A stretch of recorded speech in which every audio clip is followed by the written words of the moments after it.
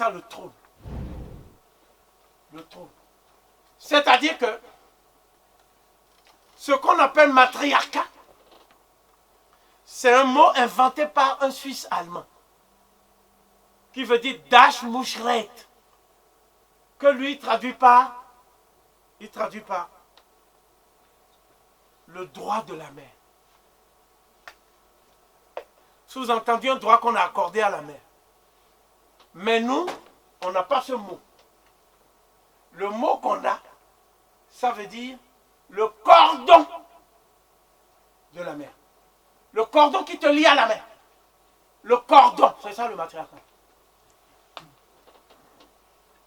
Donc ce cordon-là, même quand il est coupé là, la mère conserve le pouvoir d'avoir donné la vie. Le père n'est qu'un donneur de semences. Voilà pourquoi le père, s'il ne fait pas attention, on le fait remplacer même par l'oncle maternel. Dans les rites. Parce qu'on sait qu'il a donné la semence, mais il peut donner ailleurs aussi. C'est un objet volage non identifié. Donc, la mère, elle est toujours là. Ça a compris, non? Le père, il est volage. Mais écoutez, hein? Bon, c'est le même mot qui a donné vol. Hein? Tu vois, non? Bon, donc les locodèmes ont gagné parce que la plupart des hommes maintenant, c'est ça qu'ils ont. Comme il sait très bien que sa sœur de cœur est sa mère, la projection de sa mère, la projection de sa sœur et la projection de sa fille en même temps. Et qu'il a appris à ne plus respecter. Alors que selon nos valeurs de la maths, il doit respecter sa mère à travers sa femme. Il ne respecte plus. Parce que la femme porte maintenant son nom. Madame Covey. Madame Covey, ça veut dire en droit, propriété de Covey. Alors je vais la traiter comme... Voilà. Quand elle se rebelle maintenant, on va dire, ah, voici une maman qui ne suit plus la tradition. Mais toi-même qui parles déjà, qui lui fait des reproches, tu as plein de femmes, à droite, à gauche. Tu vois? Bon, à un moment donné, on pose une question. Est-ce que tu accepterais que ta femme aussi soit polyandre? Parce que bientôt, je vais faire un scandale. Je vais organiser une conférence publique intitulée « La polygamie est-elle compatible avec les valeurs ancestrales africaines ?» Oh! Là, ils vont m'attaquer. Parce que Kémy Séba a dit que c'est au nom de ces valeurs qu'il est polygame. Ils vont m'attaquer. Quand il m'attaque, ce n'est pas lui-même qui m'attaque directement. Il y a des enfants qui envoient des épingles à nourrice. Et après, Kémy Séba dit qu'il désapprouve de telle méthode. Donc, vous voyez bien, cela dit que ce que je veux dire par là, c'est que si vous avez aujourd'hui des conflits dans la société, dans votre communauté, dans votre clan, dans vos familles, c'est dû au fait que vous n'avez pas tiré les leçons du drame cosmique. Le premier drame cosmique. Donc ça veut dire quoi? Pour résumer, cette femme Astou-là, elle incarne le principe de la maternité. C'est pour ça que vous la voyez allaiter. Et vous voyez aussi les maternités bantoues. Vous voyez tout ça, les maternités Ashanti, tout ça. Ce n'est pas qu'on adore ces statues. C'est qu'à travers ces statues, nous vénérons ou nous suivons le principe, la prééminence du principe de maternité. Le blanc, il ne voit pas ça. Lui, il croit qu'on adore. Donc nous aussi, on peut lui dire, il y a un bout de bois avec quelqu'un qui est crucifié, tu t'agenouilles. Donc c'est toi qui adores. Ma mère m'a dit un jour, mais qu'est-ce que tu racontes partout sur Internet que Osiris, tout? Mais Jésus a souffert pour nous. Je dis, mais c'est un morceau de bois, il ne souffre pas là. Mais mon fils, tu n'as plus de cœur. Tu n'as plus de cœur. Donc, alors, quand elle menace de se fâcher, parce que si ma mère se fâche, c'est le tsunami. Hein. Donc, parce que elle veut que, quand elle veut que je fasse quelque chose, bon, elle commence à pleurer. Je ne sais pas comment elle fait. Dès qu'on commence à pleurer, je dis non, j'abandonne. Non, parce que, attention, si tu t'obstines, ensuite tu entres dans la spirale du malheur, sans savoir pourquoi. Tu vois ce que je dis?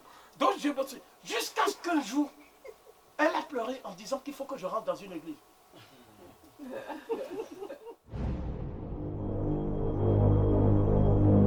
Vous voyez bien que Oussiré et Aïssatou sont complémentaires. C'est-à-dire, leurs différences sont vécues comme des puissances d'attraction réciproque.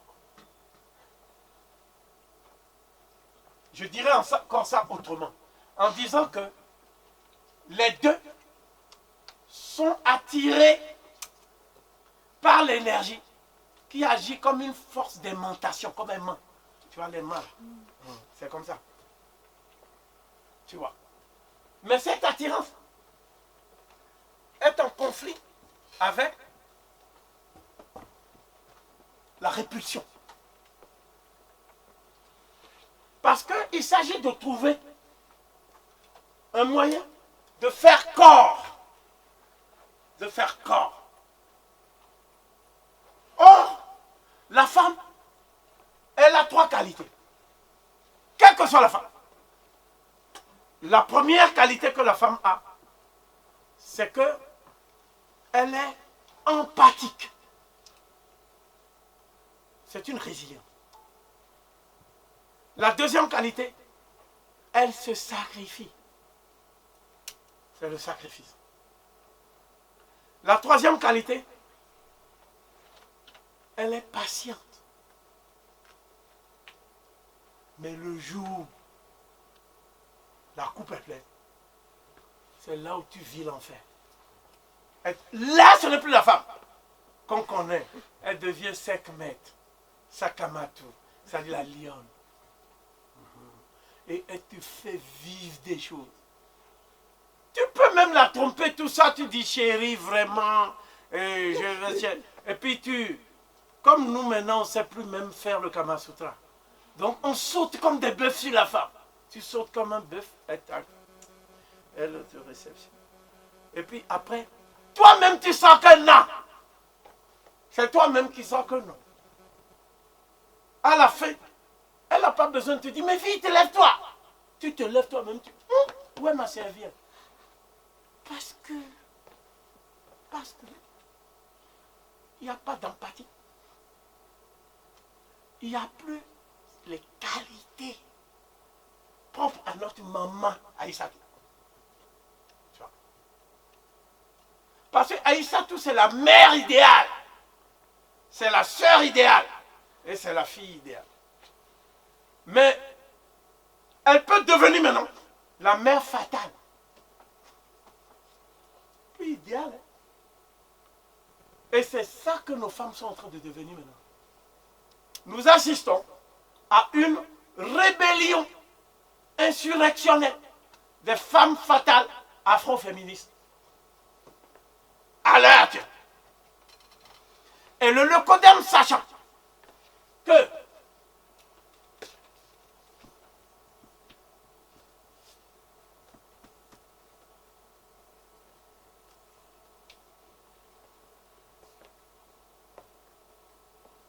en fait, c'est le vrai nom qu'on donnait à ce que le blanc appelle le foyer. Il dit foyer pourquoi? Parce que le blanc vivait au froid du feu, il faisait trop froid. Focus, c'est pour ça qu'il dit foyer. Chaque fois que tu dis foyer, ça veut dire que tu deviens nomade. Donc il ne faut plus dire. Bon. Père Medjou, ça veut dire la maison où les paroles apaisent. Ça dit au lieu de faire la guerre, les paroles. Le blanc dit palabre. Non, c'est pas palabre. Les paroles qui apaisent. Ça veut dire qu'un couple, c'est un lieu de négociation perpétuelle. Il faut savoir parler à ta femme. Il faut savoir parler. Des fois même, en public, nous les hommes, on veut jouer au dur, quoi. Ouais, mais tu as fait ça pour rabaisser la femme.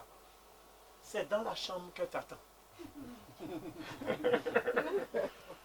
Tu viens, tu dis, ah chérie, je suis fatigué. Elle dit, couche-toi. Tu es fatigué, couche-toi. Pourquoi tu viens vers moi?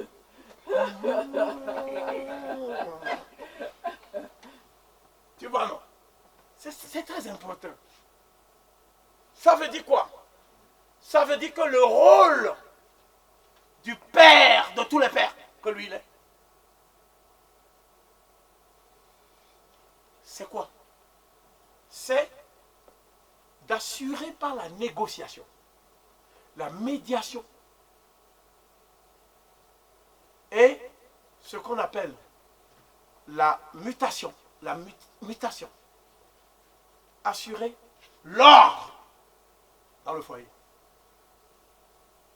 Parce qu'un couple, c'est une paire ordonnée de deux éléments qui sont appelés à fusionner en un seul être.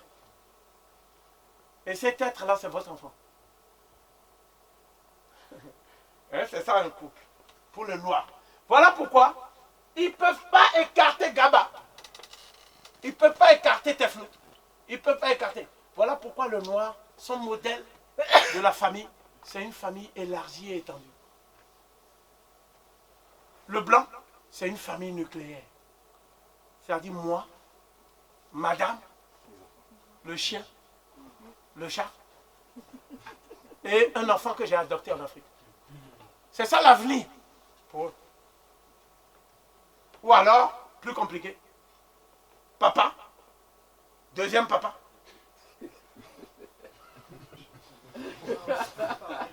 Bon, donc, vous comprenez bien. Ça veut dire quoi? Ça veut dire que tout homme qui est en relation avec l'autre lui-même qu'est sa femme. Laquelle femme est la projection de sa mère, la projection de sa soeur, la projection de sa fille. Il doit assurer à la femme protection, affection, assistance.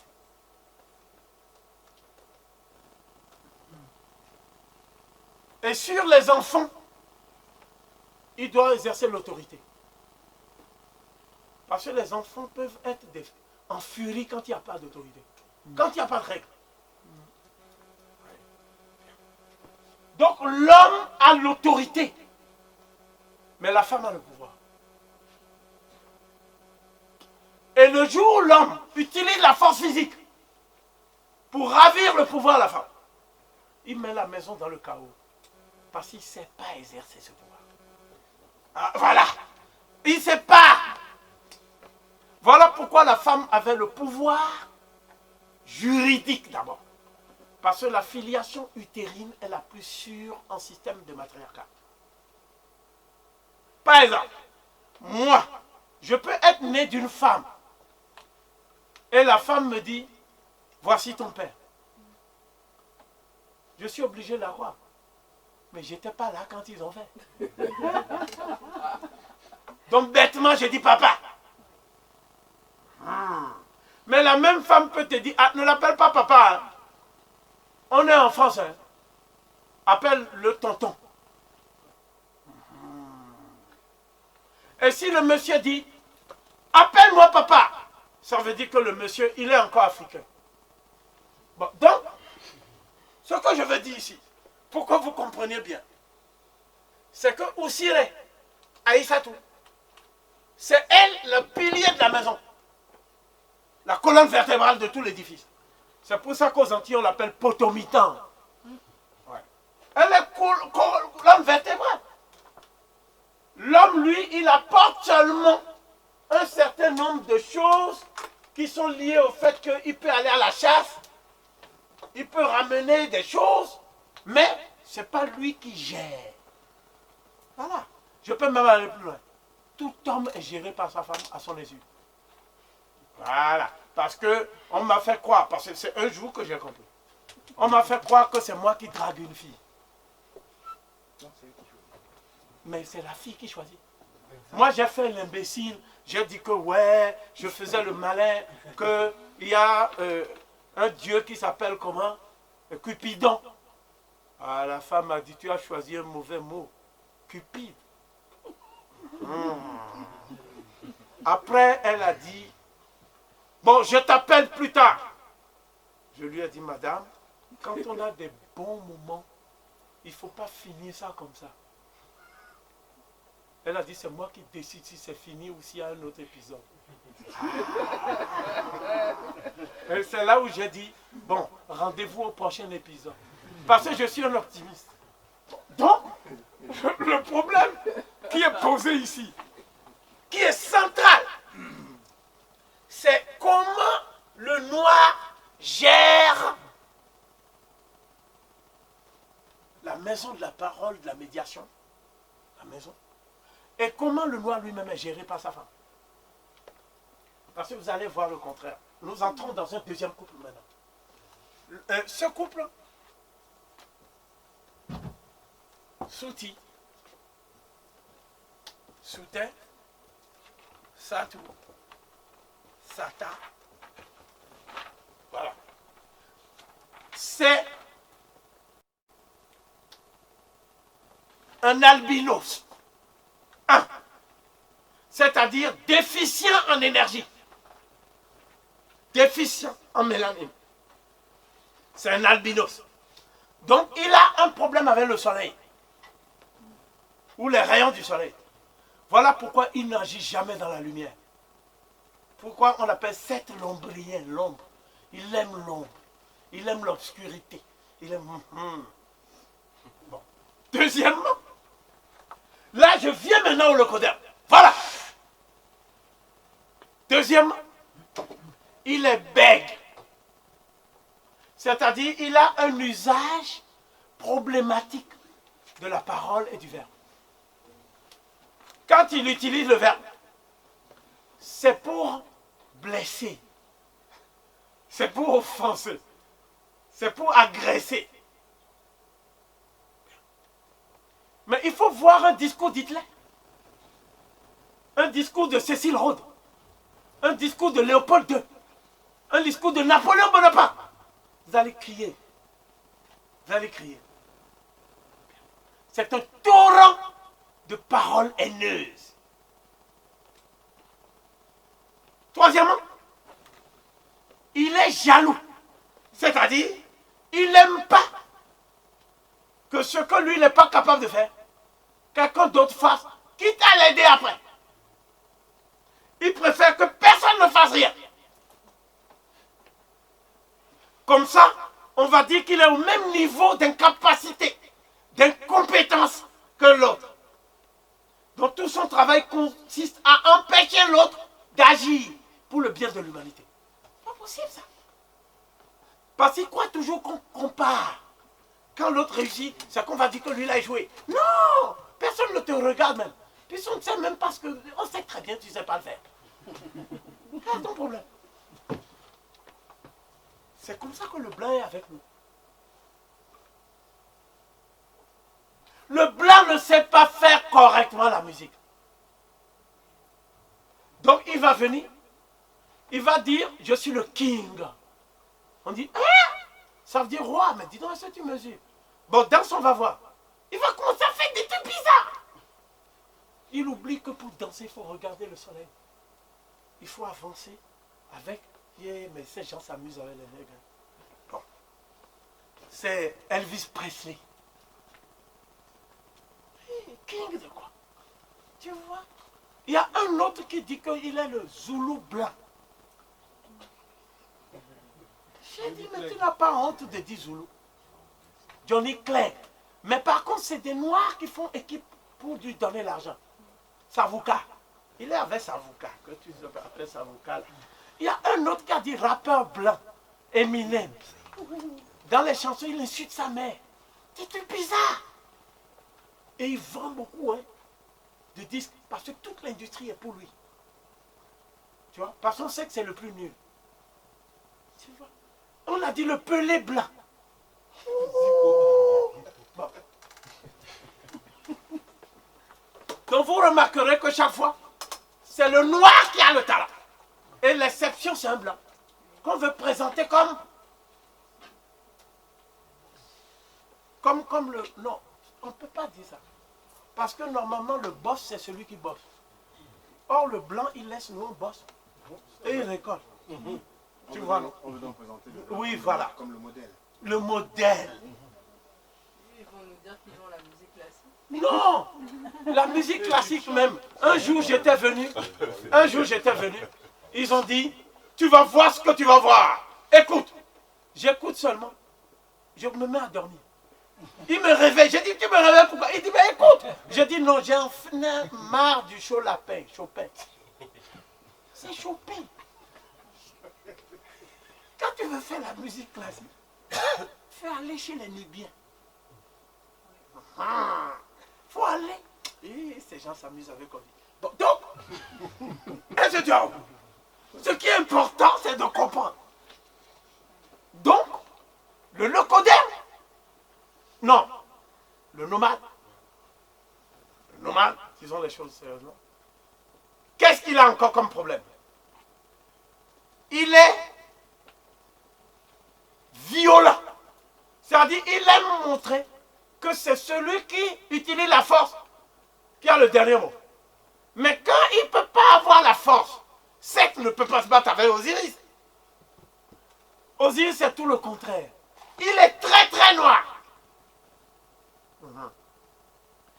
Il a la magie du verre. À l'époque, plus tu es noir, plus tu es beau. Tu comprends? Donc, c'est le contraire.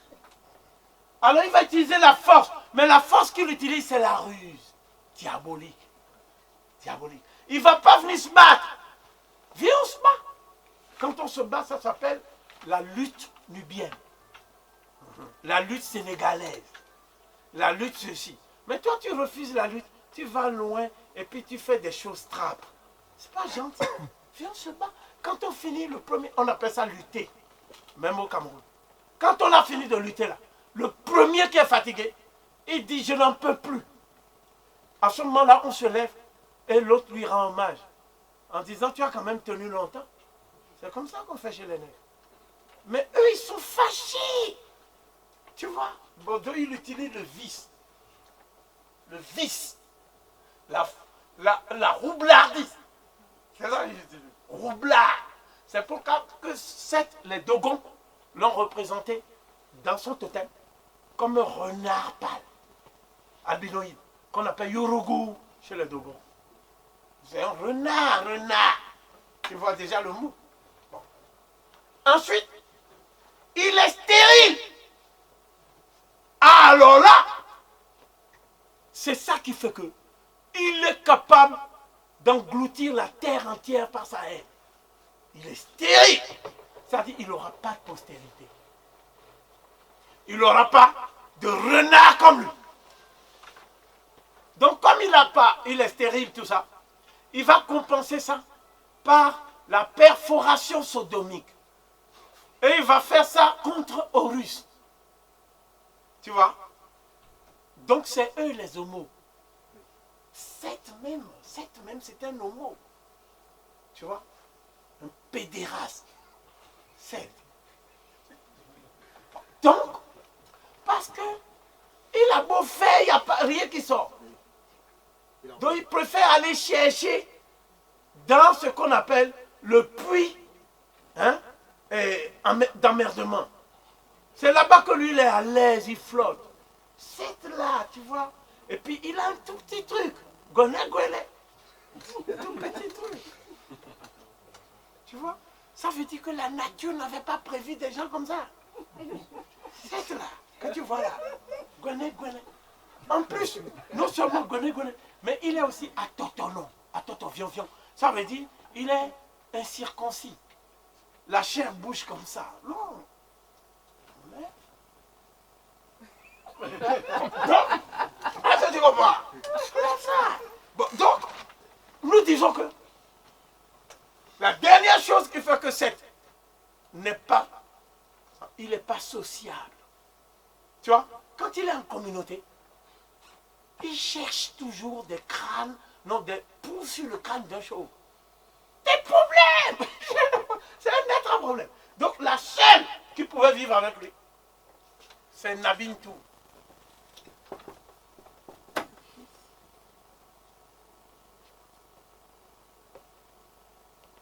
Nabintou, c'est l'idéal d'une maman. Et plus Seth est dans l'outrance et l'outrage, plus elle est proche de Seth. Parce que si elle se retire, Seth se retrouve seul. Donc il ne peut plus vivre. Et l'énergie qui l'habite, c'est l'énergie de la femme qui tolère. Elle connaît la nature de Seth. Donc, elle sait que tout ce que Seth fait, ce sont des névroses d'un être complexé. Alors, je vais résumer.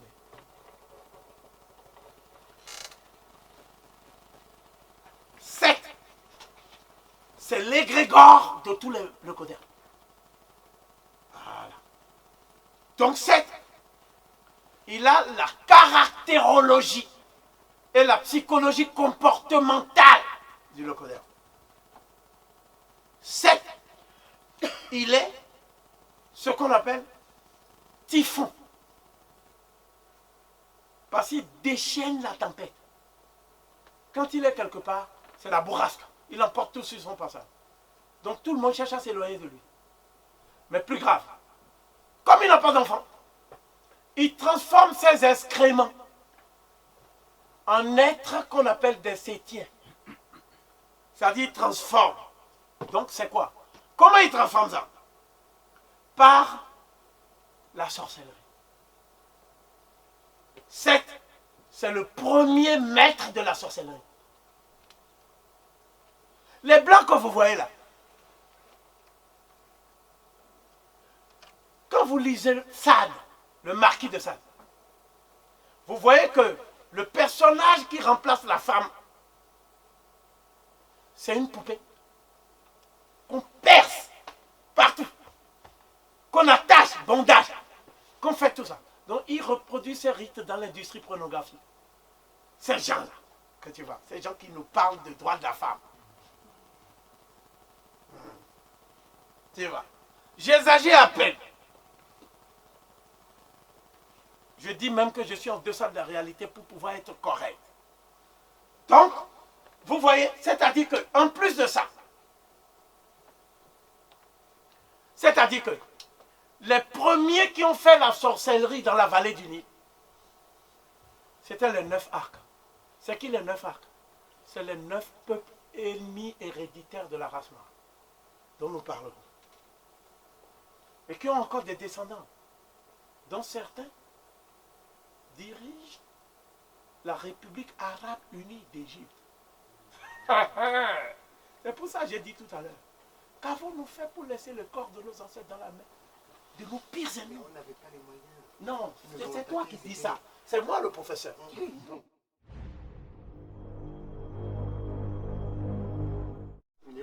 Non, nous sommes ici à Moins 5 millions 5 millions. 500 000. J'ai mis tout sur mon site. Avec les iconographies, les industries. Tout, tu ne peux pas. C'est technique. En plus, c'est les datations absolues. Hein? Ce n'est plus le carbone 14 ou le potassium argon. C'est les datations radiométriques. Les rayons X. Ça fait laser comme ça, on dit la date. C'est comme ça qu'on a daté le suaire que Jésus est censé avoir mis. Et on a vu que, dis donc, c'est Jésus, donc il est du Moyen-Âge. Ils ont pris aussi une momie romaine. Ils ont mis dans la tombe d'une reine égyptienne. Et pour dire que c'était une blanche. On a daté, on a dit, merde, ça c'est la période romaine. Mais la reine dont on parle, c'est le Moyen Empire. Donc il y a un problème au niveau des dates. Ils ont dit, non, non, donnez-nous les vestiges et puis ils ont fui. Bon. Tu comprends? Cheikh Anta Diop a dit, on va les coincer par la science. Oui. Oh, il y a des mecs qui disent, non, il faut faire la sorcellerie. Toi aussi, tu deviens sainte. Il ne faut pas faire comme ça. Tu ne peux être qu'un apprenti sorcier, tu ne peux pas faire mieux que ça. Bon, donc, ça veut dire que les Blancs étaient superstitieux, sorciers, incultes, irrationnels. Jusqu'à... quand je vais vous montrer tout à l'heure. Il y a eu éclipse totale du soleil.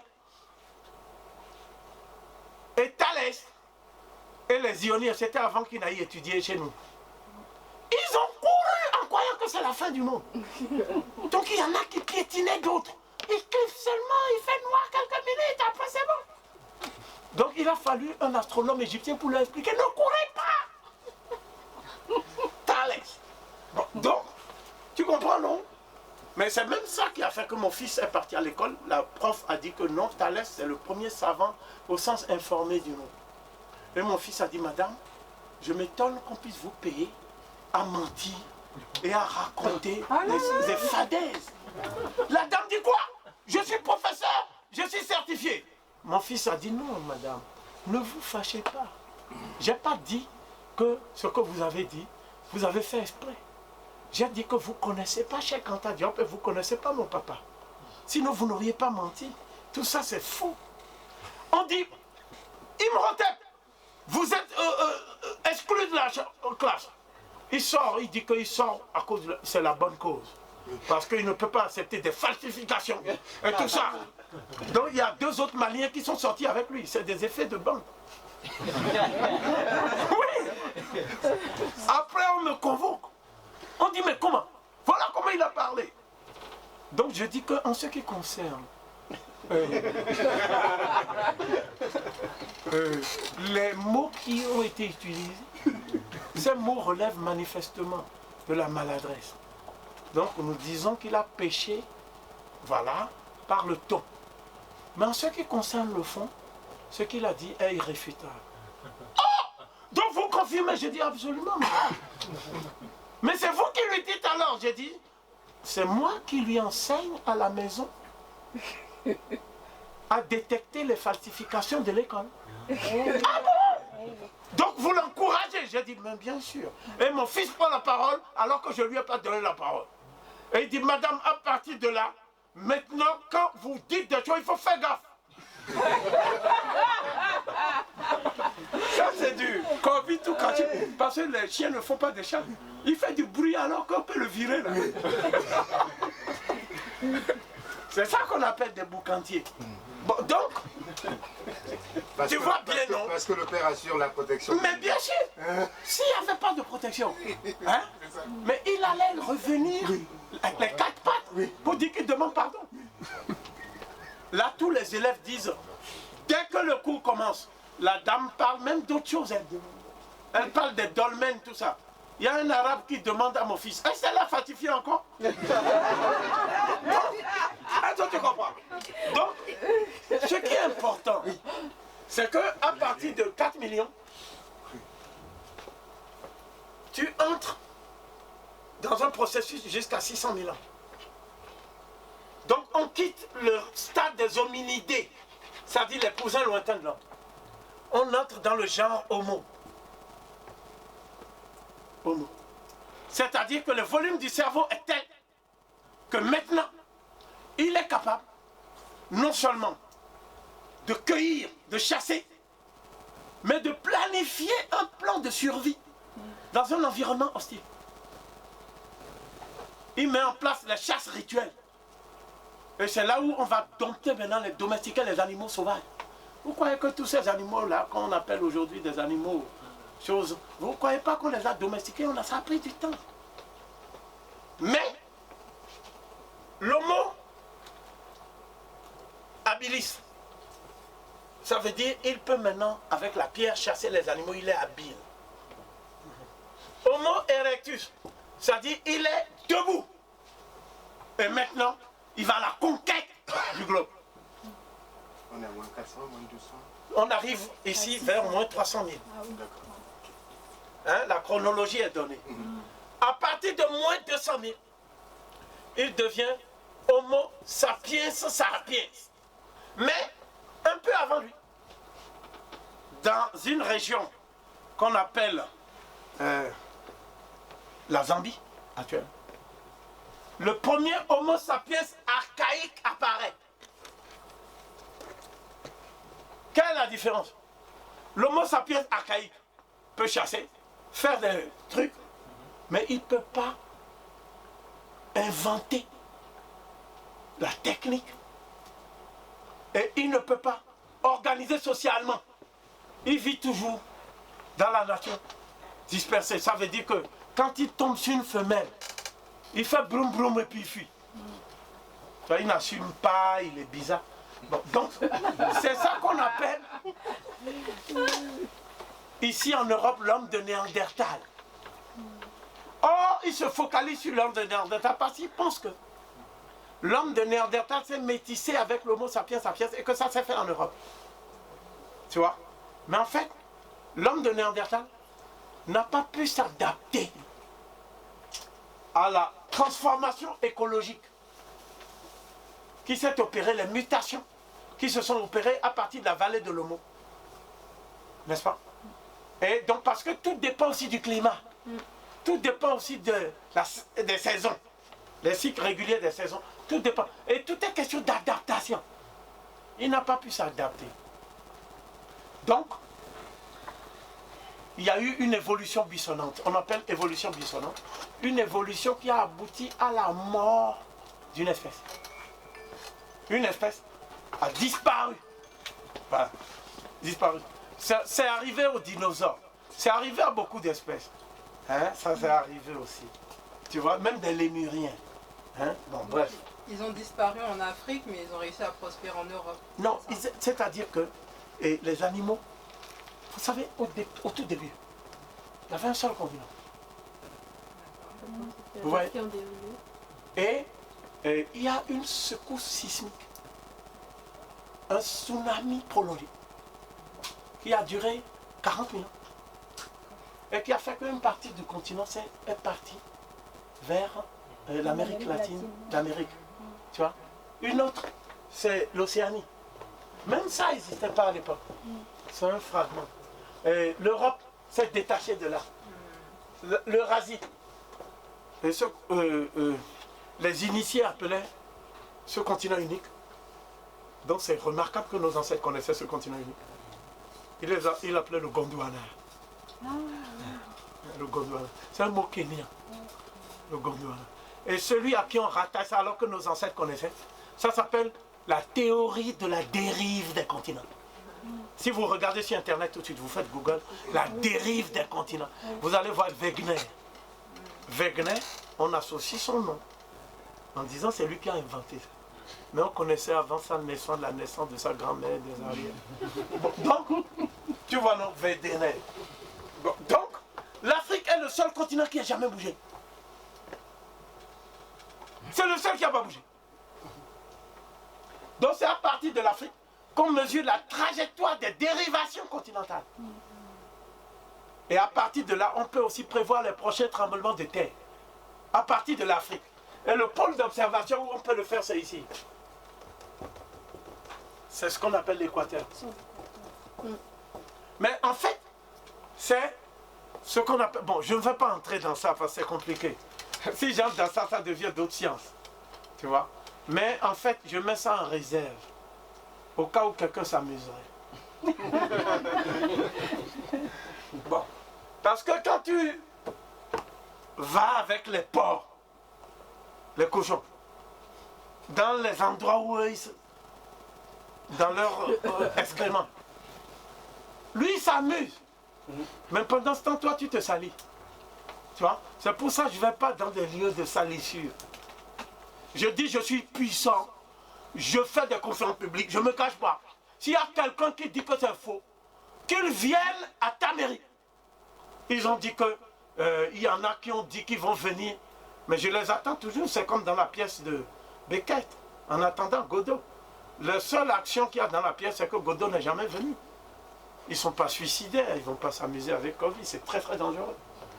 Bon, donc, ce que je vais vous dire, et ceci vaut pour tous les êtres humains, c'est pas juste pour les nègres. Bon, donc, ce que je veux dire, il faut que ce soit clair, parce que quand tu parles de Cheikh Anta Diop, il faut que tu sois très armé. Armez-vous de sorte jusqu'au dents et allez arracher, sans ménagement, des mains des usurpateurs, le pire culturel de l'Afrique, dont nous avons été si longtemps frustrés. Je n'oserais même pas prendre la parole si je n'étais pas armé. Donc, parce que je suis un descendant de Béhanzin, on a de la dignité quand même. On ne va pas parler de choses qu'on ne connaît pas.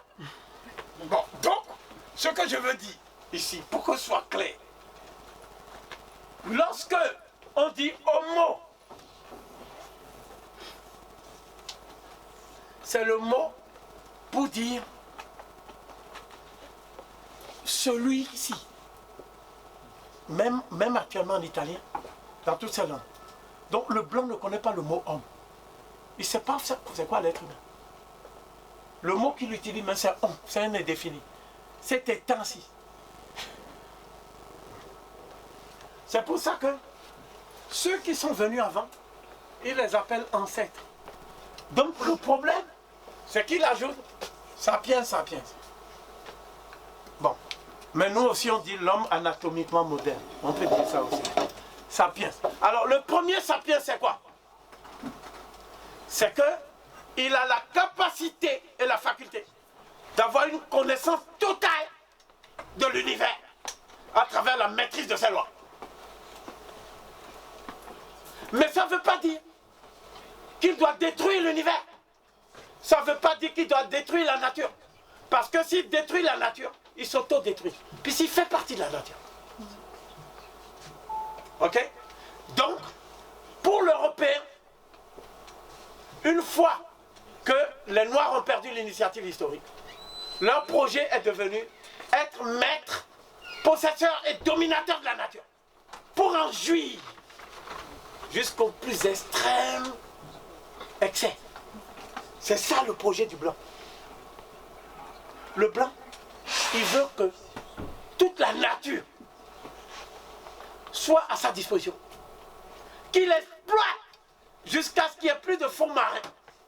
Qu'il exploite les êtres humains. Il exploite tout. Et à la fin, il jouit.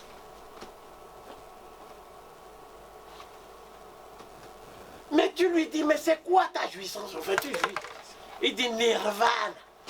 Oh. Je dis, mais c'est quoi ça? Après, il dit 7e ciel. Alors que pour le noir, il n'y a qu'une seule science.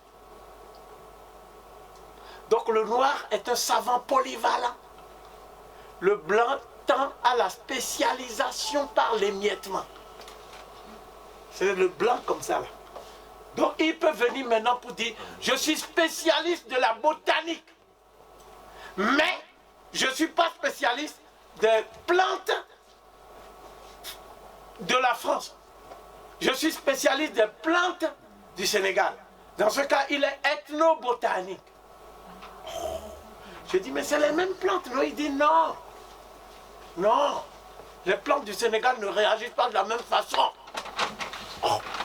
Donc, c'est un faux savoir. Mais c'est de ça qu'il vit. Et il fait des doctorats.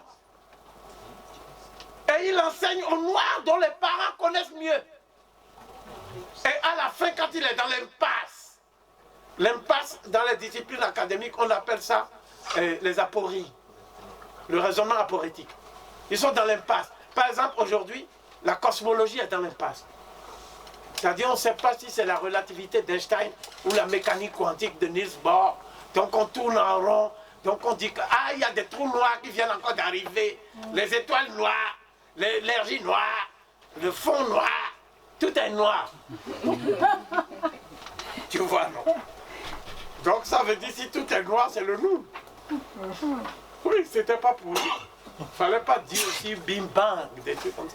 Donc, à un moment donné, ce qui va se passer, c'est que l'homme africain,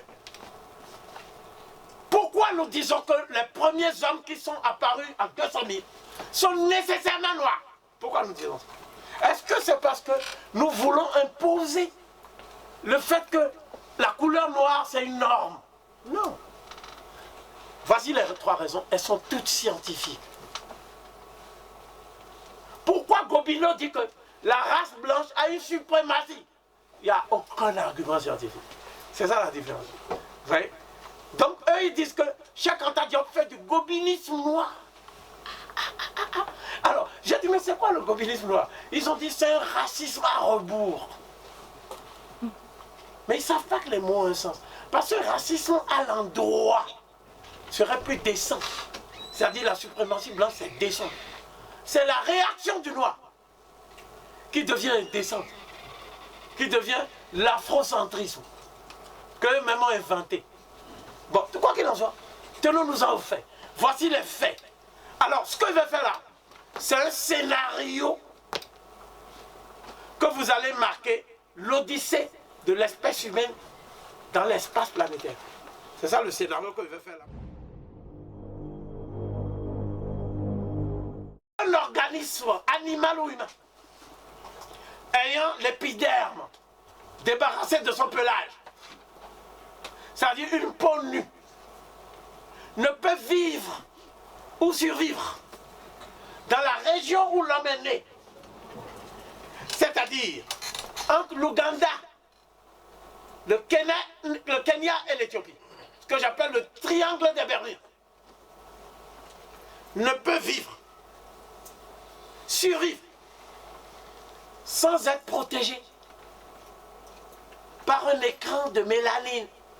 Et cette mélanine s'appelle eumélanine avec EU. C'est un corps chimique qui est insoluble parce que ça reste toujours à l'état résiduel dans ce qu'on appelle les mélanocytes, qui sont des couches qu'on trouve dans le derme.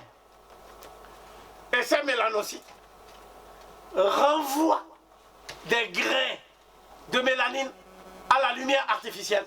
C'est-à-dire, ces mélanines, ces grains deviennent fluorescents. Donc il suffit que tu prennes un microscope, que tu prennes la coupe d'une peau de noix, et tu observes à la lumière artificielle du microscope les granulations et la fluorescence des grains de mélanine qui sortent des mélanocytes. Vous voyez, c'est ce que Cheikh Anta Diop a dit. Donnez 1 millimètre carré des peaux de momie, on va voir tout de suite. Tu fais point blanc. Il n'y a pas de fluorescence. Il n'y a aucune réaction. Il n'y a rien. Donc si les pharaons étaient blancs, immédiatement. Donc ils ont dit, ils ne veulent pas offenser la peau de leurs ancêtres. C'est des Arabes qui disent ça. J'ai dit bravo. Si on ne savait pas les conditions dans lesquelles vous êtes venus, on allait douter. Mais bon. Donc ça veut dire quoi? Ça veut dire que on a fait ça pour la peau des Égyptiens prédynastiques. Mais ils ont refusé pour les pharaons. Pourquoi? Parce qu'ils ont dit que les Égyptiens prédynastiques, il peut y avoir des Soudanais dedans. Ok, mais les pharaons c'est qui? Ils ont dit c'est des blancs à peau noire. Cheikh Anta Diop a dit bon, soit pour les blancs, mais ce qui m'intéresse c'est leur peau. Dans la peau, s'ils sont réellement des blancs à peau noire, il doit y avoir la même réaction. Donc voici ce que Rabbi Lobassa dit dans l'étude de la peau des Égyptiens prédynastiques. C'est un travail qu'il faut lire. Donc ils ont utilisé tous les échantillons des Égyptiens prédynastiques. Il dit ceci: l'analyse histologique du tissu épithélial a permis d'isoler la présence de granules de mélanine dans le cytoplasme de la couche basale. C'est-à-dire que, je traduis un peu chinois, il dit que il existe des granulations microscopiques de l'activation des pigments noirs à la lumière artificielle.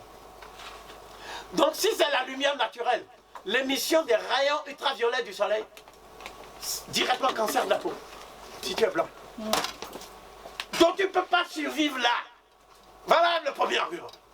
C'est-à-dire si l'homme est né là, et on ne peut pas échapper par les datations absolues. On ne peut pas échapper par les données de la paléontologie humaine, de l'archéologie préhistorique et de la génétique des populations. La génétique est encore plus précise. Ils isolent les gènes Mais dans les gènes, il y a des haplotypes. Donc au niveau de l'isolement des haplotypes, qui sont donc des matérialisations des substances des gènes qui restent résiduelles dans les gènes. Donc, il y a le génome de toute l'humanité qui a été fait, séquençage du génome humain. Donc nous savons exactement maintenant quel type de population il y a dans l'humanité. Même si tu ne dis pas le mot race, il existe des populations avec des gènes qui sont donc ce qu'on appelle des facteurs résiduels. Donc il y a le facteur SUTER, le facteur GM6 et le facteur quel, Diego. Donc c'est le facteur du noir que tu vois isolé dans les gènes. Et plus tu montes dans l'étude de la mère, la lignée maternelle, tu as l'ADN mitochondrial, les mitochondries, c'est le plus sûr.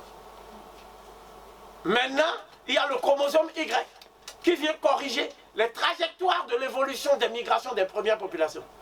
Donc en remontant le plus haut, on remonte à ce qu'on appelle l'Ève mitochondriale ou la mère mitochondriale. On dit elle est née où? Ouganda. Toute l'humanité. C'est pas des noirs qui font, c'est des blancs et des chinois. Le professeur Nabuo Takano, c'est un japonais. Donc c'est même pas des noirs. Mais même s'ils veulent falsifier, ils ne peuvent pas. Pourquoi? Parce qu'en falsifiant, à un moment donné, ils ne savent même plus d'où eux-mêmes sont venus. Voilà pourquoi toute l'érudition scientifique est focalisée depuis 1948 pour détruire la tête d'un seul homme, Cheikh Anta Diop. La thèse d'un seul homme. Toute l'érudition, c'est-à-dire les laboratoires américains, les laboratoires français, les laboratoires anglais, les laboratoires focalisés. Tu vois là. Et ils arrivent à la conclusion que s'ils acceptent les thèses de Cheikh Anta Diop, c'est un suicide intellectuel pour l'Occident. C'est clair. Alors moi j'ai dit non. Et on m'a dit Kovi, sachant cela, pourquoi tu continues à défendre? Tu veux le suicide de l'Occident? Voici ma réponse. Je veux que l'Occident se suicide pour mieux renaître. Ils ont dit ça, voilà le salopard. Parce que c'est comme l'oiseau Bénou. Tu vois, il renaît de ses cendres. Mais il est plus pur. Tu ne peux pas fonder quelque chose sur le mensonge. Toute une civilisation humaine fondée sur le mensonge. Mais c'est pas possible. Ça crée des inimitiés, des haines entre peuples pour rien. Hein? L'Occident est un véhicule qui a perdu ses freins sur l'autoroute de l'univers et qui amène tout le monde dans le mur. C'est pas possible. Pour pouvoir jouir, à un moment donné, l'humanité va être confrontée à ce qu'on appelle l'hostilité de la nature. Mais la chance des premiers hommes, c'est qu'ils sont nés dans le paradis sur terre. Et le paradis de tous les paradis, c'est le bassin du Congo. Le paradis de tout. D'abord, j'affirme ceci. L'Afrique, c'est le paradis terrestre pour l'humanité. C'est-à-dire, c'est le seul qui n'a pas bougé. Et où il y a toutes les transitions climatiques. Toutes les espèces de faune, toutes les espèces de flore, toutes les espèces de fauves, toutes les... C'est-à-dire que c'est l'observatoire de l'univers. Et l'endroit où on peut voir l'univers, c'est le Kilimandjaro. Mais eux, ils veulent rivaliser avec moi alors qu'ils voient à partir des Alpes. C'est différent. Donc bref, soyons clairs. Maintenant, je vais décrire comment l'humanité a pu survivre à partir de ce paradis. Voilà ma position. Ce que nous disons ne peut pas être détruit par des arguments scientifiques. Au contraire, ceux qui vont tenter ça vont révéler au grand jour leurs lacunes béantes que nous avons déjà soupçonnées. Bon, quoi qu'il en soit, ce que nous disons, c'est ceci. L'être humain ne peut pas vivre s'il ne satisfait pas une grille de besoins. Vous voyez? Donc, l'être humain est un homo necessitudinis. C'est-à-dire, c'est pas moi qui l'ai dit, c'est Teilhard de Chardin. C'est un jésuite. Bon, il a dit, c'est un être de besoin. Le premier besoin que l'homme a, c'est d'abord de se nourrir. Là-bas, même dans ce climat-là, la paléoclimatologie indique que à partir du moment où l'homme est né, le matin, il fait 60 degrés. À midi, il fait 80. Le soir, on descend à 50. Tout le temps. Bon, il y a des moments de pluie. Il y a des moments aussi où il y a des semailles possibles entre la pluie et la saison sèche chaude. Donc le noir a 3 climats. La saison des pluies. 3 saisons. La saison sèche et l'hivernage. C'est tout. Eux, ils ont le printemps, l'automne. J'ai dit, mais comment on sait qu'il y a l'automne? Ils ont dit, les feuilles deviennent jaunes. C'est pas sérieux. C'est pas sérieux.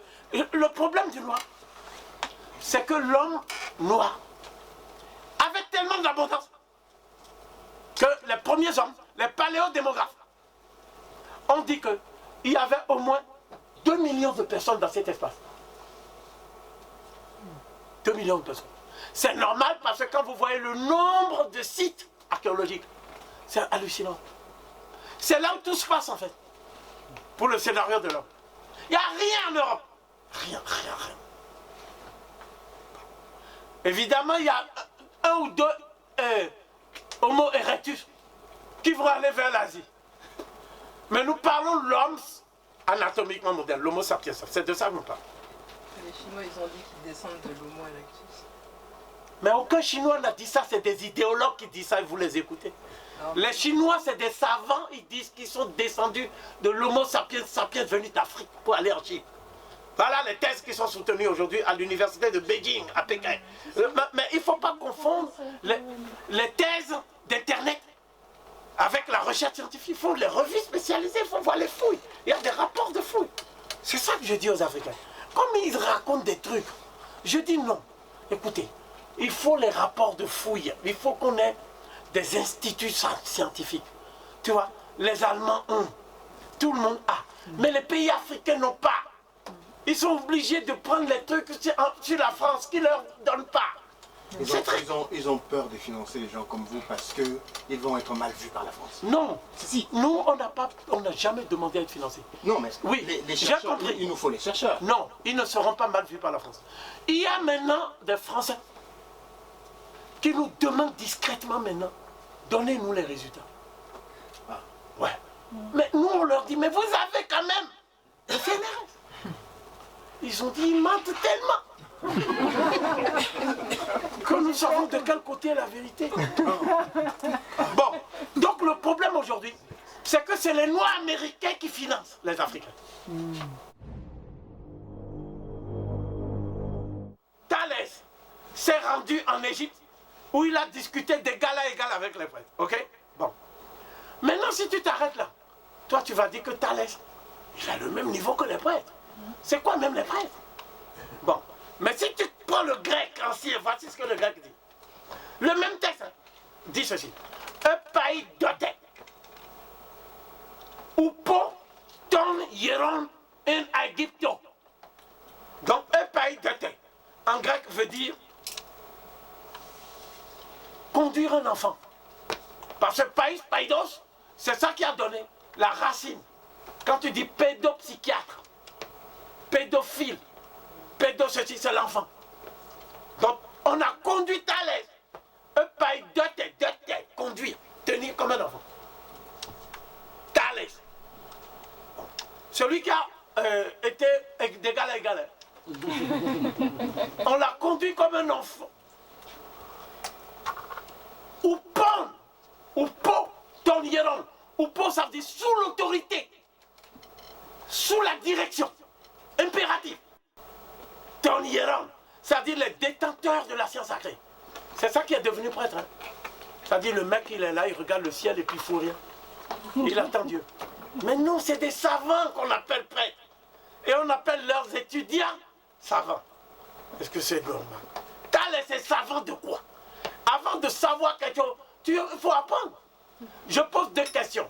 Quelle était l'école de philosophie antérieure au voyage de Thalès en Grèce? Nous allons plus loin. Quel est l'ouvrage de Thalès qui permet de vérifier sa philosophie? Ça, c'est quand même élémentaire. Les personnages les plus importants de l'Occident, il n'y a aucun ouvrage. Thalès n'a laissé aucun livre. On a juste un témoignage de Phérécide, où Phérécide dit qu'il a rencontré Thalès. Et qu'il a demandé à Thalès, mais tu as été en Égypte, mais tu as fait quoi là-bas? Raconte-moi un peu ce que tu as appris auprès de nos grands maîtres. Nos grands maîtres, c'est ça nos ancêtres. Les grands maîtres de Thalès. Comme Thalès est supposé être le maître des Eurocodèmes actuels, ça veut dire les maîtres des maîtres. C'est nos maîtres. Nos parents. Voilà notre position. Et il n'y a pas un individu qui puisse s'amuser. Parce que mon grec est aussi très carabiné, c'est très dangereux. Bon, donc, Thalès, on dit que, mais pourquoi tu vas en Égypte, toi tu n'apprends rien? Il dit non, lui il n'aime pas étudier. Lui il aime juste voyager pour essayer de manger. Donc Thalès, c'est un voyageur bohémien qui est en plus gourmand. Mais il n'a rien laissé. Voilà. Donc parler de l'héritage de Thalès, au plan scientifique, c'est jouer avec les mots. Thalès était un bohémien aventurier. De temps en temps, il faisait aussi du spectacle. Parce qu'il lançait des lézards. Bon, Thalès. Voilà le dossier de Thalès. Bon, maintenant, Pythagore. Pythagore est natif de Samos. Donc nous sommes près de l'Italie actuelle. On n'est même pas en Grèce. En tout cas, Pythagore, quand il est arrivé,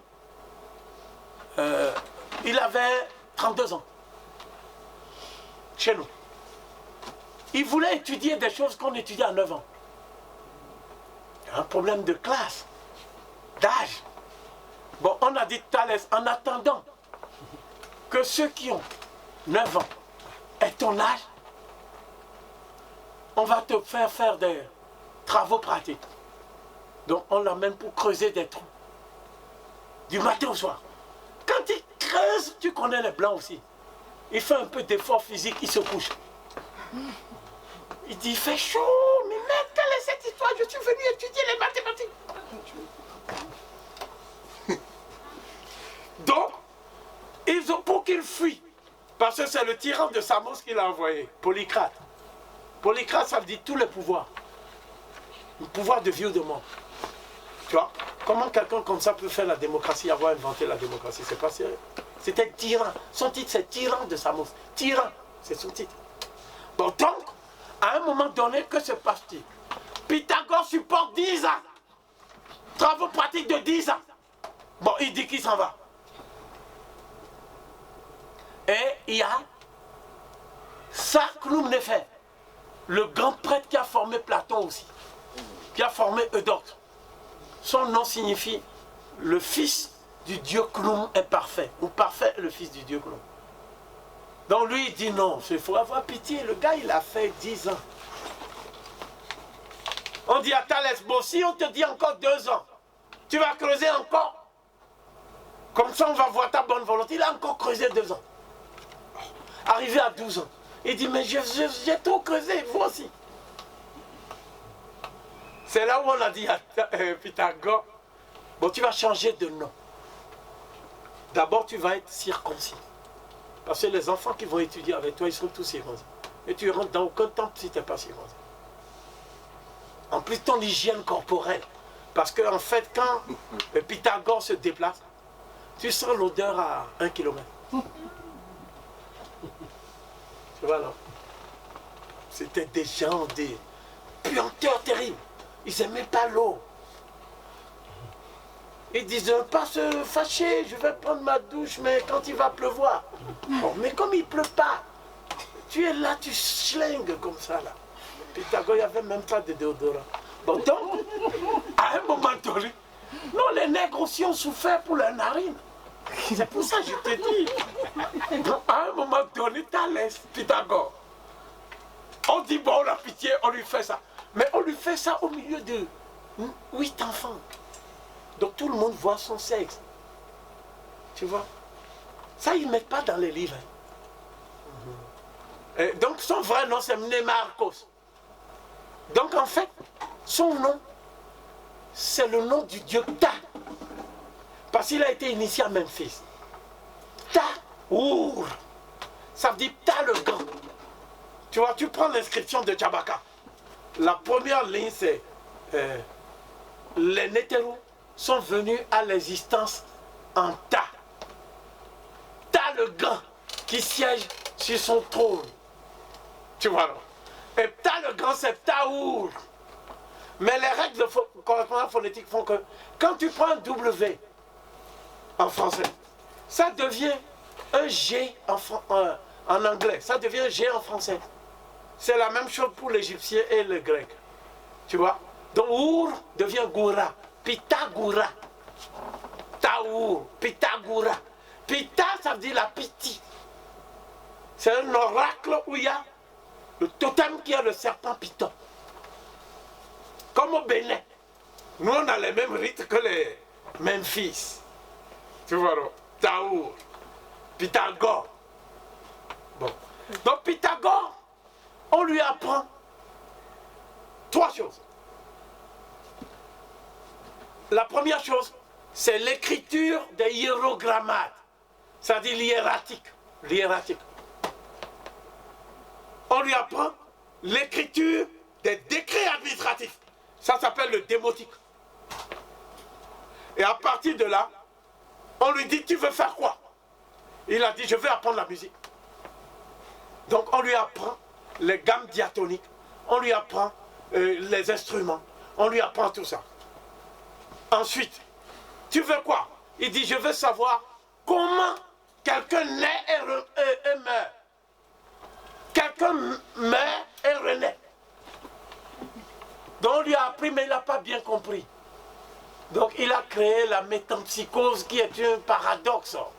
C'est-à-dire une obscurité métaphysique pour aller vite. On lui a appris aussi les nombres, la toute-puissance des nombres. Mais il n'a pas bien maîtrisé. Tu vois, il parle du nombre d'or, il divague sur le nombre d'or. C'est très compliqué. Mais lui aussi, il n'a laissé aucun livre. Pythagore n'a laissé aucun livre. Cela a amené George James à dire, mais des gens qui n'ont pas écrit de livre, pour qu'on voit au moins quelle est leur doctrine. Mais qui parlent tout le temps de l'Égypte et qu'ils ont pris ça en Égypte. On ne peut pas dire que c'est le pythagorisme, c'est-à-dire l'œuvre de Pythagore. C'est les réminiscences de ce qu'il a pris en Égypte. Donc il faut être honnête. Il faut donner à César ce qui appartient à César. Vous voyez? Voilà. Par contre, il y a eu une école pythagoricienne à Crotone. Hein? Les pythagoriciens de la Grande Grèce. Tu vois? Et que vous pouvez voir dans l'Égypte, la Grèce et l'école d'Alexandrie d'Obenga. Bon, mais le fait le plus crucial est le suivant. Le noir est obligé de travailler la terre pour survivre. Donc le noir est un agriculteur sédentaire dans son berceau. L'agriculture est donc née de la nécessité de semer, de récolter après avoir irrigué. D'accord? Donc nos ancêtres étaient des paysans. Aujourd'hui, comment on considère les paysans en Afrique? Deuxièmement, il fallait se repérer par le ciel. C'est-à-dire ce qu'on appelle le circuit de Nout. C'est le ciel. Le circuit de Nout, notre maman. Il fallait se repérer. C'est la seule manière de savoir quelle heure il est. À quelle heure on va? À quelle heure il fait nuit? Donc, nos ancêtres ont décidé de suivre le lever simultané du soleil et d'une étoile qu'on appelle Sirius A, que les Dogons appellent Sigitolo. Hein? Les Dogons. Bon, une fois j'étais parti faire une étude comparée entre l'astronomie Dogon et l'astronomie égyptienne. Et à la fin, j'ai demandé lequel était le plus fort. Toute la salle a dit c'est les Dogons. Donc, ce que je veux dire, c'est que ce lever simultané, il faut calculer le moment où les deux se lèvent amorcent leur ascension. Et le moment où ils arrivent ensemble dans la même orbite, c'est-à-dire au voisinage de la constellation du Grand Chien, les pyramides étaient orientées vers la constellation d'Orion. Donc, les Européens ne savaient même pas que Orion existait, que le Grand Chien existait, le Grand Canidé. Comment les Dogons ont fait pour tracer sur le sol devant Grillon un chien en disant que c'est ici qu'il y a Sirius A?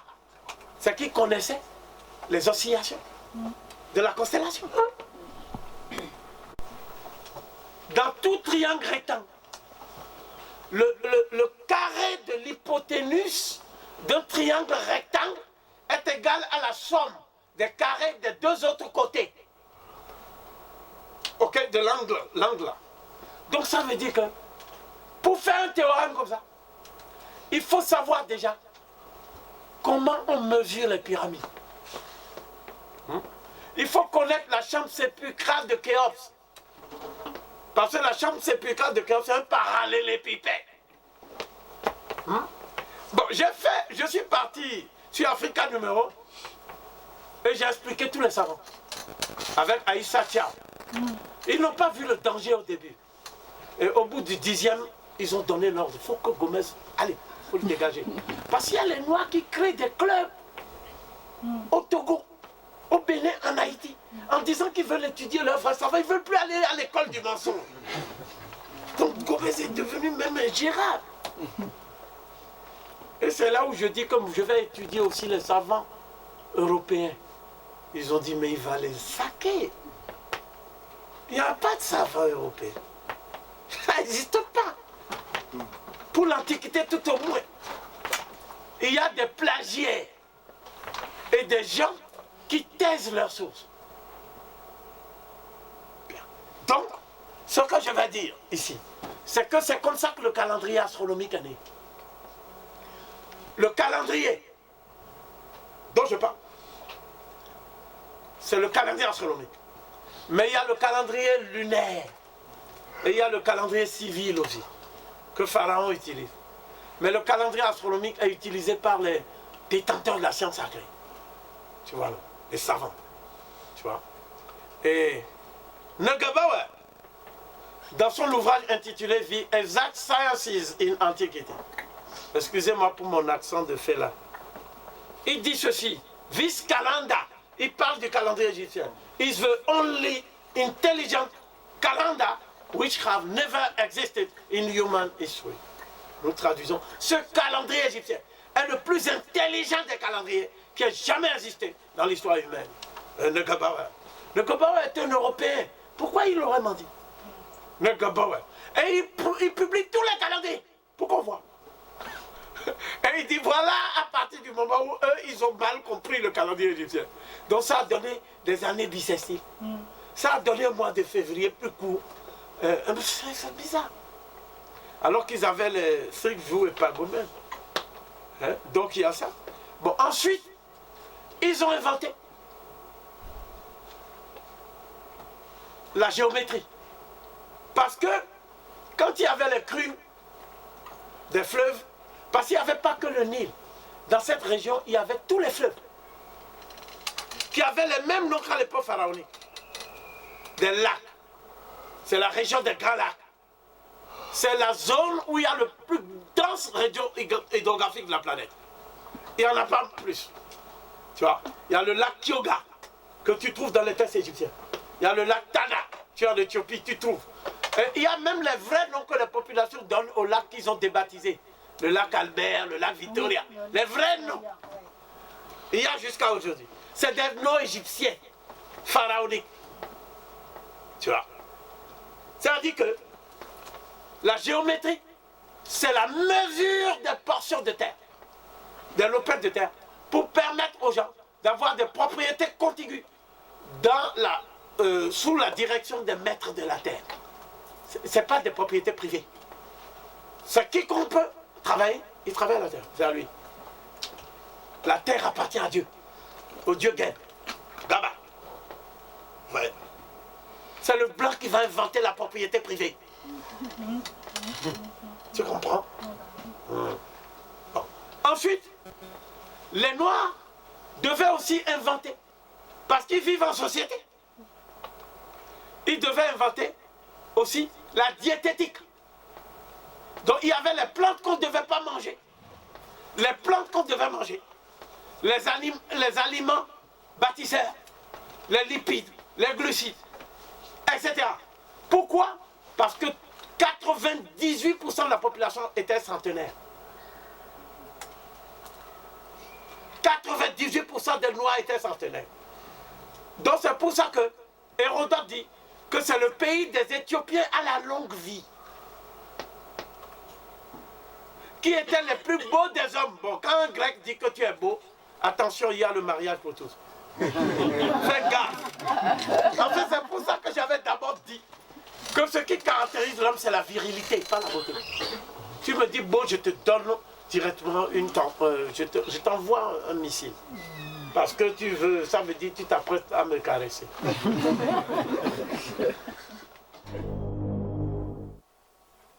Une société humaine dans laquelle les gens ne vont plus s'entretuer.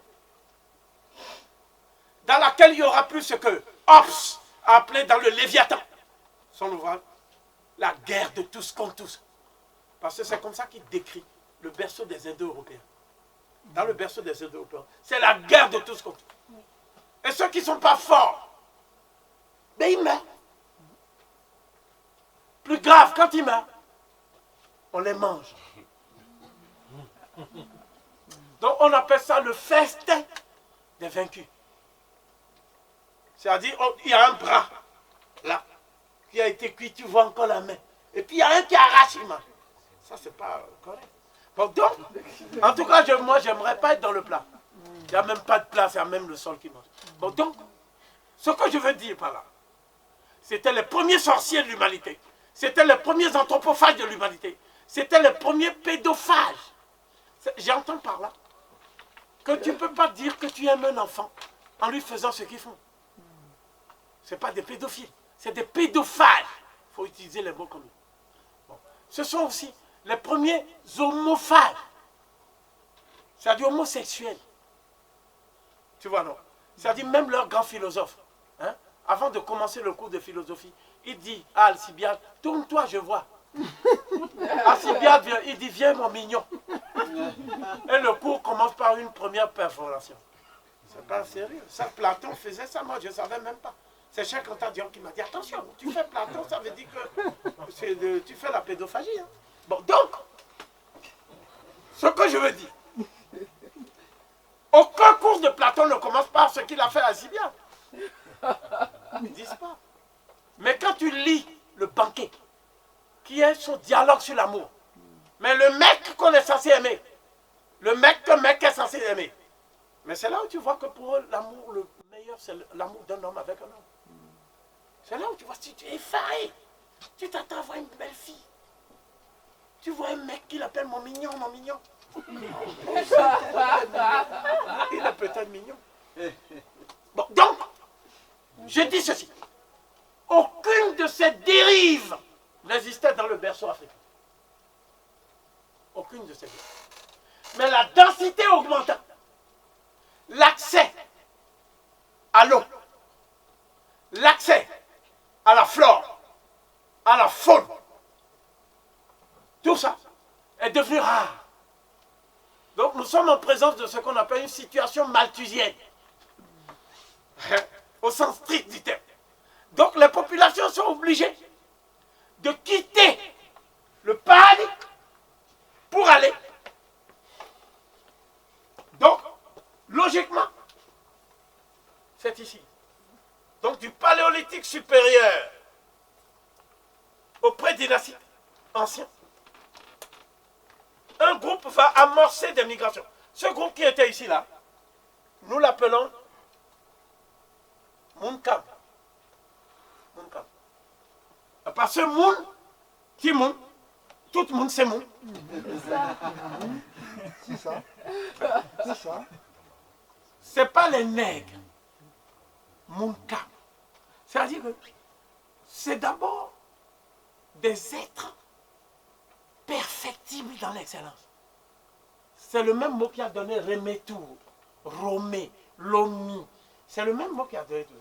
C'est-à-dire le noir, c'est un être qui est perfectible dans l'horizon de la mal, dans l'auto-amélioration. C'est-à-dire le noir, il part du stade de l'animalité et il fait une ascension, il s'élève vers la divinité. C'est dans ce mot élève qu'il y a l'ambiguïté. Parce que c'est la femme qui t'élève. Ta femme t'élève, mais ta mère avant t'avait élevé. Donc on ne doit même pas dire instruction civique. Instruction, on va à l'école. Quelle école? Tu vois? Non, c'est là où on t'élève. On t'élève. Et donc, les premières initiations par classe d'âge avaient pour but d'élever les gens. Le blanc, il te rabaisse. C'est ça qu'on appelle miseducation. C'est-à-dire la déséducation. Le blanc te rabaisse. Tu crois que tu es éduqué? Non. Hein? Le blanc, il ne connaît pas ça. Parce que pour éduquer quelqu'un, il faut connaître les principes qui régissent l'univers. Ils ne connaissent pas. Même jusqu'à présent, ils ne connaissent pas. Bon, donc, est-ce qu'il faut leur donner ces connaissances encore? Jamais, parce qu'on va crever. Là, ils attendent maintenant. Hein. Ils attendent les dernières erreurs. Bon, donc, à un moment donné, tu vois bien que ceux qui partent là, c'est des Munkam. Munkam, ça veut dire quoi? Kama. C'est la mélanine d'abord. Un être qui incarne, il est l'incarnation de la divine mélanine. D'abord, c'est le premier sens. Deuxième, on l'a rendu dans les médounétaires par un morceau de bois qui a charbonné par excès de combustion. Qui est devenu donc un adjectif. Et cet adjectif, ça doit être, en fait, ébéniste. C'est un ébénisé, ébène. C'est ébène. C'est même pas noir, parce que moi je suis noir. Mais il y a des gens là-bas, là. J'ai mis leurs photos. Et ils sont tellement noirs que tu ne les vois pas. Alors qu'il fait jour. C'est-à-dire que quand tu vois sa tête, tout est bleu. Tellement il est noir, les toupiri. Les toupiri. Bon, donc, ces noirs-là, c'est des noirs osirisés. C'est les plus beaux. Oui, oui, c'est le noir divin. Tu vois? C'est-à-dire que si tu prends un jour, si tu prends une femme noire, qui est plus noire que le charbon, tu l'emmènes à la maison. Le premier réflexe, ta mère va dire, mais elle sort d'où? C'est quoi ça? Il faut qu'elle soit claire. Un peu quand même. Comme ça, on dit, bon. Oui, on a sauvé au moins la race. Tu ne vas pas donner des osirisés. Bon. En tout cas, moi, par rapport à ces gens-là, moi, je suis un demi-dieu. Tu vois, eux, c'est des dieux. Les Osiris. Bon, donc, c'est eux qui sont partis de là. Et quand ils sont partis de là, ils sont arrivés dans une zone où il n'y avait que du gibier. Donc ici, il y a le Nil blanc, là il y a le Nil bleu. Ici, il y a l'oasis de Kargué, ici il y a l'oasis de Daklé. Voilà. Là nous sommes en Ondurman, nous sommes au 23e parallèle. Voilà. Donc si on prend un drone, je peux te diriger, je vais. Parce que c'est tout est dans ma tête. Donc ça veut dire que lorsque ils arrivent ici, ils sont obligés de se spécialiser comme chasseurs. Ils ne peuvent plus être agriculteurs. Parce que c'est deux déserts. Tu vois. C'est plus tard qu'on va trouver la technique pour rendre vers le désert. C'est ce qu'on appelle le lac artificiel. Tu vois, non? Mais là, ils n'avaient pas encore. Donc, ils vont être Tasseti. C'est le vrai nom de la Nubie, du Soudan. Ça veut dire la terre des archers ou de l'arc. Ce sont des archers tellement droits qu'à droite, qu'ils peuvent te loger à 200 mètres leur flèche dans l'iris, même pas dans le blanc de l'œil. Ils sont droits. Donc c'est des chasseurs. Ça veut dire que la préhistoire montre ici qu'au confin du mésolithique et du néolithique, les Nubiens dominent la vallée. Les Nubiens.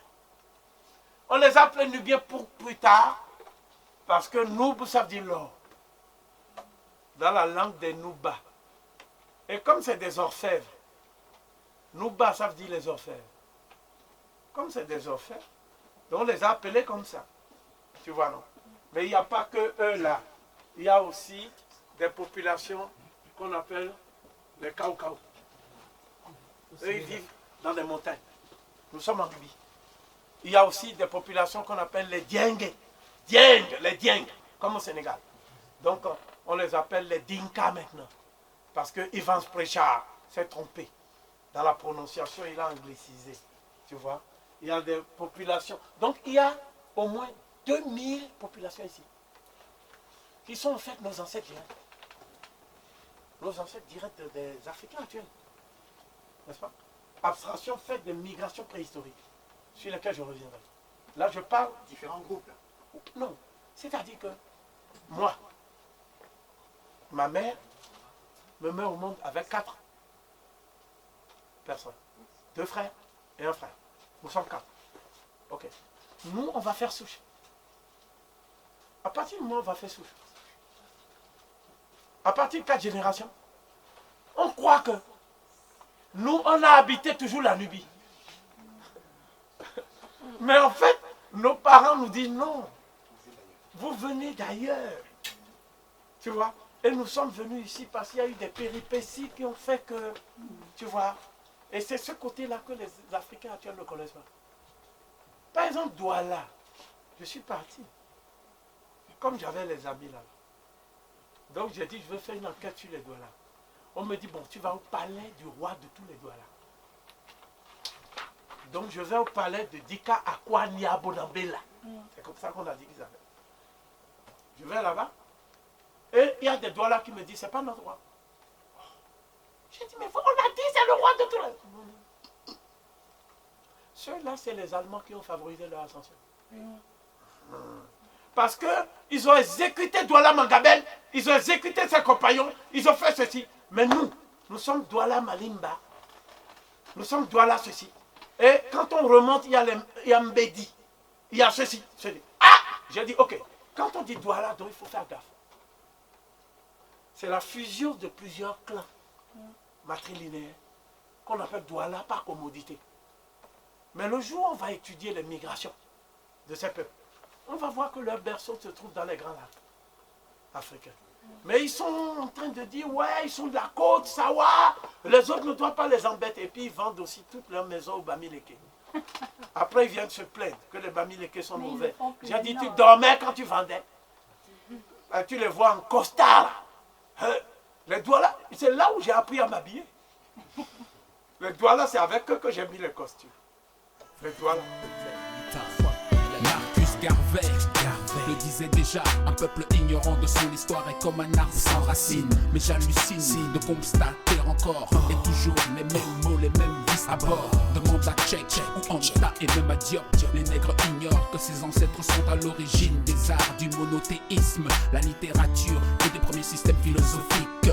La physique, la mécanique, l'astronomie, le calendrier et les mathématiques.